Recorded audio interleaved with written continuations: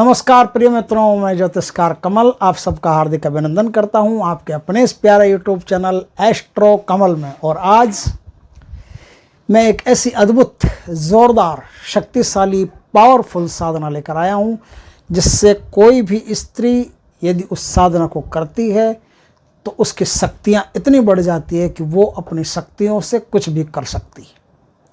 वो स्त्री साक्षात त्रिकालज्ञ भैरवी बन जाती है और वो अपनी शक्तियों से इस धरती पर सामने रहने वाले व्यक्ति के साथ कोई भी आमूल चूल परिवर्तन कर सकती है। जोधपुर में एक महान तांत्रिक के घर में 16-17 दिन तक एक भैरवी के साथ रहने का अवसर प्राप्त हुआ। तब पता चला कि भैरवी की शक्तियाँ क्या होती हैं। भैरवी के साथ सिद्ध मसान चलते हैं, भैरवी के साथ सिद्ध अघोरी चलते हैं, भैरवी के साथ शमशानी शक्तियाँ चलती है, भैरवी के साथ माँ त्रिपुर सुंदरी की शक्ति चलती है। ये साधना जो है ये इतनी जोरदार साधना है कि कोई स्त्री यदि इस साधना को कर लेती है, इस साधना को कहते क्या, पहले तो इससे परिचय कर लेते हैं अपन। इसे त्रिकाल भैरवी साधना कहते हैं। त्रिकाल भैरवी साधना या काल भैरवी साधना। काल की जो गति होती है वो 3 भागों में विखंडित होती है, इसलिए इसे त्रिकाल भैरवी कहते हैं। तीनों कालों का ज्ञान रखने वाली भैरवी।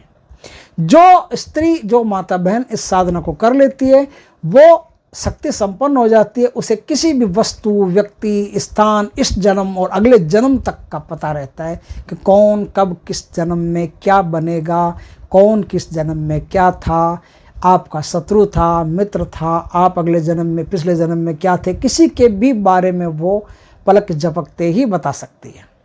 तो इतनी ज़ोरदार ये साधना है। तो इस साधना को करेंगे कैसे और इससे फल क्या होता है, तो मैं फल क्या होता है वो मैं पहले बता देता हूँ कि इस साधना को करने से एक स्त्री क्या क्या कर सकती है। दोस्तों, इस साधना को करने से स्त्री जो इस साधना से संपन्न हो जाती है, खुद भैरवी बन जाती है। वो क्या कर सकती है, एक तो पहली बात तो ये है कि वो कालज्ञानी बन जाती है। किसी का भी भूत भविष्य वर्तमान उसे पता चल जाता है। भूगर्भ निधियाँ उसे पता चल जाती है कि ज़मीन के नीचे कितने फुट पर क्या है। 100, 150, 200 फुट तक उसकी दृष्टियाँ चलना शुरू हो जाती है। वो किसी भी व्यक्ति को देखते ही, किसी भी पशु को देखते ही उसे सम्मोहित कर सकती है। सांप हो, अजगर हो, हिरण हो, भालू हो या इंसान हो, जिसे देख लेगी वो तुरंत सम्मोहित हो जाएगा। और सम्मोहित होने के बाद में जैसा वो आदेश करेगी वैसा ही वो पशु, पक्षी या इंसान करेगा। समझे बात को? तो इस प्रकार से वो किसी को भी सम्मोहित कर सकती है। उसके बाद में किसी की कोई भी बीमारी हो उसे वो ठीक कर सकती है। ब्रह्मांड में अलौकिक शब्द गूंजते हैं जो हमें सुनाई नहीं देते, हमें पता नहीं रहते, लेकिन वो शब्दों को आराम से सुन सकती है। गुप्त से गुप्त साधनाओं का उसे पता चल जाता है। उसकी जो भैरवी शक्ति है उसे सब कुछ बता देती है कि कौन सी गुप्त साधनाएं इस प्रकृति में है, शून्य में से कौन सी साधनाएं लानी है, कौन सी साधनाएं कहाँ हैं, कैसे होती है, उसका पूरा विधि विधान उसे पता चल जाता है। कोई किताब पढ़ने की ज़रूरत नहीं पड़ती। किसी भी साहित्य के बारे में उसे पता चल जाता है, किसी भी भाषा के बारे में उसे पता चल जाता है। वो चाहे तो जिस भाषा में भी लिख सकती है, बोल सकती है, पढ़ सकती है। वो पशुओं की भाषा हो तो भी बोल लेती है, पक्षियों की भाषा हो तो भी बोल लेती है, जंगली जानवरों की भाषा हो तो भी बोल लेती है। उनकी भाषा में उनसे बात कर सकती है। इस प्रकार से बहुत कुछ परिवर्तन है वो कर सकती है। कोई भी परिवर्तन करना हो, किसी के घर में बुरा करना हो, भला करना हो, भैरवी पलक झपकते ही कर सकती है। आदेश मात्र से भैरवी के वहाँ काम होना शुरू हो जाते हैं। सबसे बड़ी बात यह है कि भैरवी इस संसार में कोई भी वस्तु को चाहती है उसे अपने हाथ में तुरंत बुला सकती है। आदेश मात्र से वो वस्तु जहाँ कहीं भी होगी भैरवी के हाथ में आ जाएगी। इस प्रकार से ज़बरदस्त शक्तियाँ हैं जो भैरवी अपने इस साधना से अर्जित कर सकती है। तो ये त्रिकाल ज्ञान की साधना, काल भैरवी की साधना की कैसे जाती है, इसके संबंध में आज हम थोड़ी सी चर्चा कर लें। आज मेरा जन्मदिन है। इस जन्मदिन के उपलक्ष्य में जितने भी बुज़ुर्ग हैं, जितने भी वयोवृद्ध संत हैं, उन सबको मेरा हार्दिक प्रणाम। जो मेरी उम्र के, जो मेरे गुरु भाई हैं, उन सबको मेरा हार्दिक प्रेम और बच्चों को मेरा आशीर्वाद। दोस्तों, इस साधना को किया कैसे जाएगा इस संबंध में थोड़ी सी चर्चा करते हैं। ये साधना 21 दिन की है, 21 डेज। समय होगा इसका रात 9 बजे से 2 बजे तक। माला इसमें लाल मूंगे की चाहिए, वो आपको पहले से तैयार लाल मूंगा। मुझे 18-20 हज़ार की माला लाने की ज़रूरत नहीं है, 250-300 रुपये की माला हो तो भी चलेगा काम आराम से। लाल होना चाहिए कलर, लाल पत्थर हो उसको भी घिस करके अगर बना लिया जाए तो भी चलेगा। लाल मूंगा एकदम ओरिजिनल ही हो, इसकी कोई ज़रूरी नहीं है, आपको खाली गिनने के लिए चाहिए। और गिनना भी ऐसा कोई गिन करके रखना नहीं है, सिर्फ जब आप जाप कर रहे हो तो माला चलती रहनी चाहिए बस, और कुछ नहीं। माला का इतना ही उपयोग है, हो नहीं हो तो भी चलेगी, आपको तो 4 घंटे जाप करना है।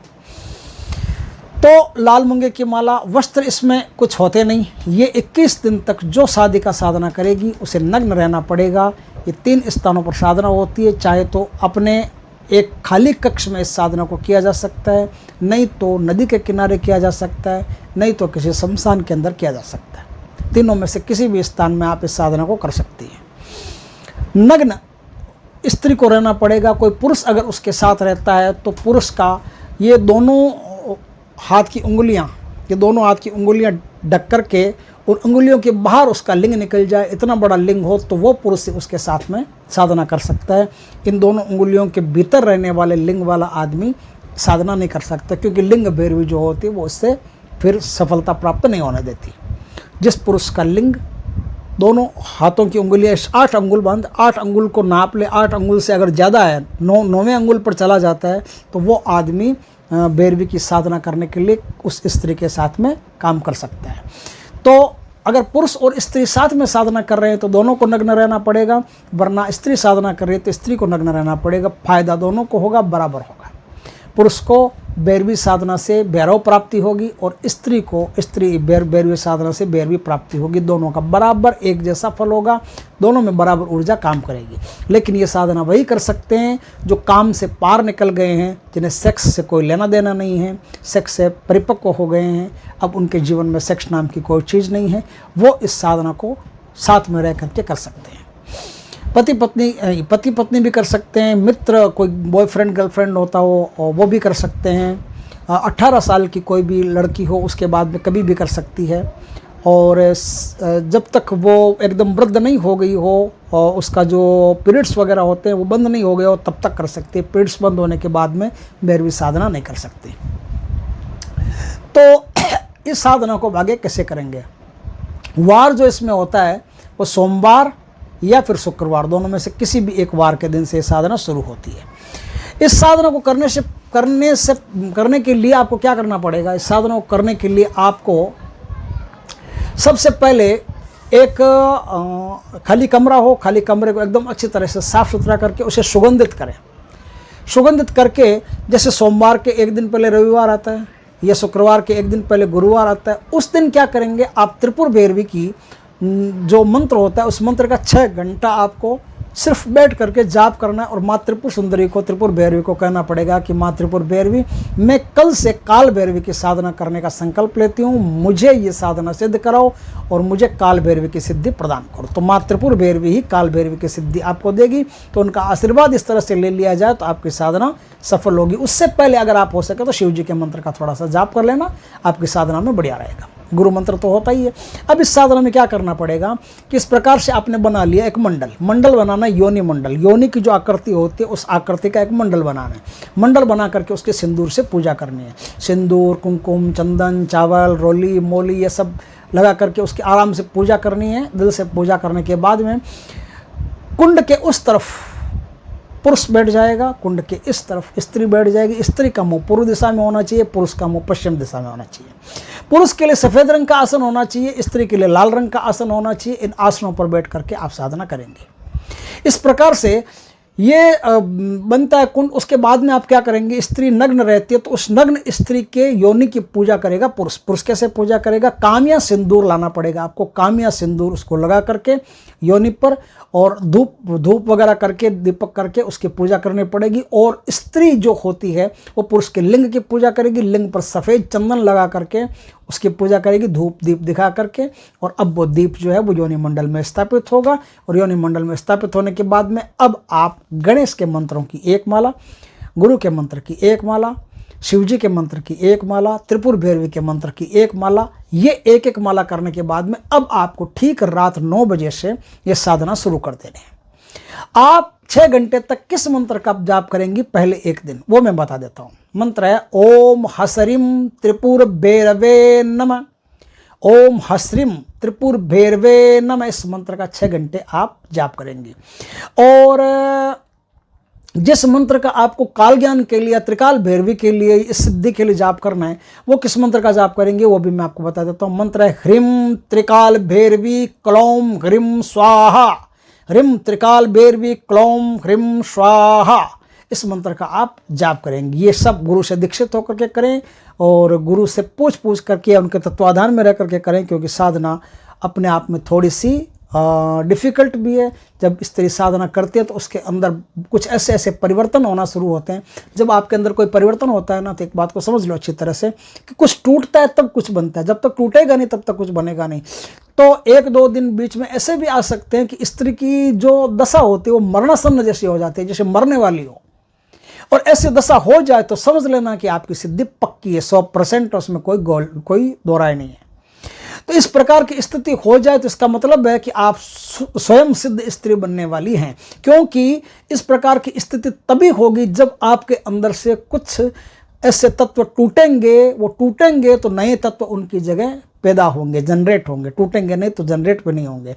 सर का दर्द आपका एकदम से बढ़ सकता है, आपके हृदय की धड़कनें एकदम बढ़ सकती है, आपको ज़ोरदार बुखार आ सकता है, आपकी तबीयत बहुत ख़राब हो सकती है, चक्कर आ सकते हैं। लेकिन डरने की कोई भी बात नहीं। कितनी तबीयत खराब हो, आप साधना के दौरान उठना मत। अगर साधना के दौरान आपकी तबीयत खराब हो जाए तो आगे मंत्र जाप करने की कोई आवश्यकता नहीं है। आप जहाँ बैठी हो वहीं सो जाओ, बस वहीं सो जाओ आप। और 7 नदियों का जल अगर आप ला करके अपने पास रखती हैं, सबसे पहले तो सबसे बढ़िया रहेगा वो जल जो पुरुष आपके साथ रहता है उसे कहना कि दूब जो होती है दुर्वा, उससे मेरे ऊपर इसी मंत्र को बोलता जाए और जल छिड़कता जाए। और यदि पुरुष बीमार हो गया, पुरुष की ऐसी हालत हो गई, तो वो स्त्री 7 नदियों का जल जो एक जगह किया है आपने, उससे दुर्वा से छींट करके उसको वापस ठीक कर सकती है। क्योंकि ये कोई बीमारी तो है नहीं जो डॉक्टर ठीक करेगा, और डॉक्टर की समझ में ही नहीं आएगा। डॉक्टर दवाई देगा, लगेगी नहीं। इसलिए ये कोई डॉक्टर की बीमारी नहीं है, ये बीमारी आध्यात्मिक बीमारी है जो आपके अंदर कुछ नया जनरेट करती है ना, तो इसलिए आपके अंदर ऐसी बीमारी पैदा होती है। होती कुछ देर के लिए ही है, लेकिन वो कुछ देर ऐसा नहीं ऐसा होता है, बहुत दर्दनाक होता है। वो सहन करके आपको निकलना पड़ेगा। एक बार निकल लिया फिर आपको ज़िंदगी में कभी कोई चीज़ सहन नहीं करनी पड़ेगी। ना तो कोई दुश्मनों को सहन करना पड़ेगा, ना बीमारियों को, ना तकलीफ़ों को, ना चिंता को। स्त्री चाहे तो अपने परिवार की, अड़ोस की, पड़ोस की, किसी की भी कोई भी समस्या हो पलक झपकते ही दूर कर सकती है। इस प्रकार से ये बहुत ज़बरदस्त साधना है। आप करेंगी आगे इस साधना को करते करते करते करते बहुत सारी स्वयं सिद्धियाँ, जो स्वयं शमशानी सिद्धियाँ होती है ना, शमशानी सिद्धियाँ स्वयं उसके अंदर पैदा होना शुरू होती है। अघोरी उसकी सेवा के लिए तैयार हो जाते हैं, उसके साथ रहते हैं। माँ त्रिपुर भैरवी की शक्ति उससे मिलना शुरू हो जाती है। और कई प्रकार की शमशान की शक्तियाँ जो होती है वो हमेशा उसके साथ रहती है, उसकी सेवा करती है।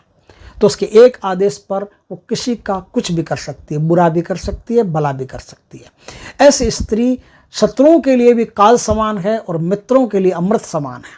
तो ये बहुत ज़बरदस्त साधना है। साधना के अंतिम दिन आपको अनार अपने साथ रखने पड़ेंगे और अनार का हवन करना पड़ेगा। हवन में बाकी सब चीज़ें तो होती है, साथ में अनार की बलि भी आपको देनी पड़ेगी।